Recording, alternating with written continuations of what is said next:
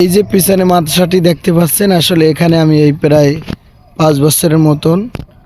আর এই ভিডিওটা আমার করার উদ্দেশ্য হইলো হয়তো এই প্রতিষ্ঠান থেকে আমি আর এখানে আর চাকরি করব না। যার কারণে এই প্রতিষ্ঠানে দীর্ঘ 5 বছরে অনেক স্মৃতি জড়িয়ে আছে।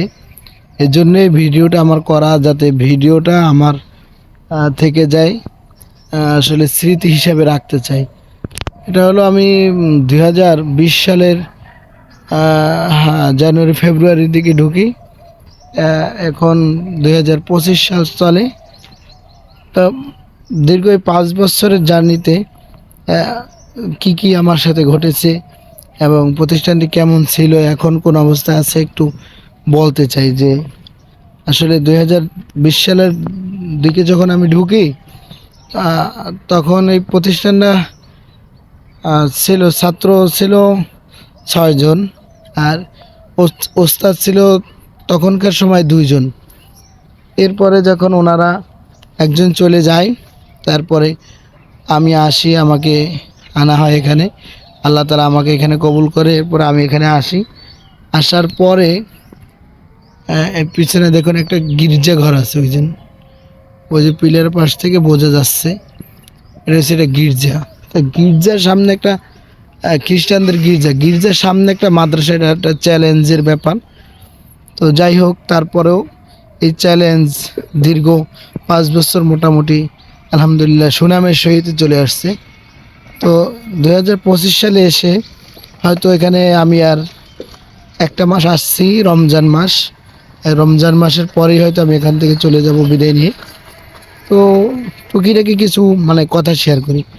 সেটা হলো যে এই যে 5 বছর এখানে আমি চাকরি করতেছি, খেদমত। আসলে এই প্রতিষ্ঠান, আমি 6 জন ছাত্র পাই এবং 6 জন দিয়েই আমি শুরু করি।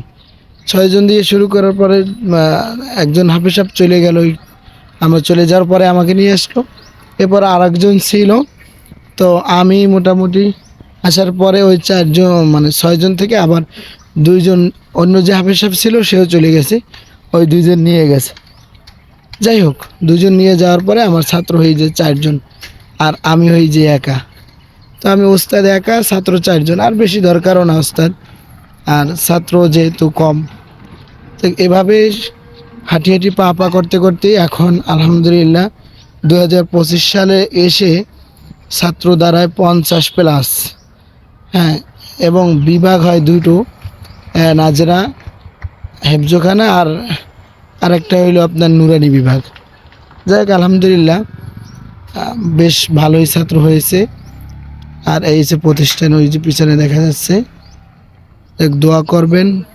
এই প্রতিষ্ঠানের জন্য অনেক মায়া জড়াই গেছে। আসলে আমার জীবনের প্রথম চাকরি, ফার্স্ট চাকরি, এবং এই প্রতিষ্ঠানে আমি প্রথম চাকরির অভিজ্ঞতা এবং চাকরি আমার এখানেই শুরু। তো এই প্রতিষ্ঠানের জন্য অনেক মায়া জড়াই গেছে, যার কারণে এটাকে ভুলতে পারি না, আর পারবো কি না জানি না, যার কারণে এই ভিডিওটা করা। তো আপনারা কেউ বাজে মন্তব্য বা খারাপ মন্তব্য করবেন না আশা করি। এই প্রতিষ্ঠানের জন্য অনেক মায়া, যার কারণে একটা ভিডিও করে এটাকে বন্দি করে রাখতে চেয়েছি, এই জন্য আর কি ভিডিওটা করা। ধন্যবাদ সবাইকে।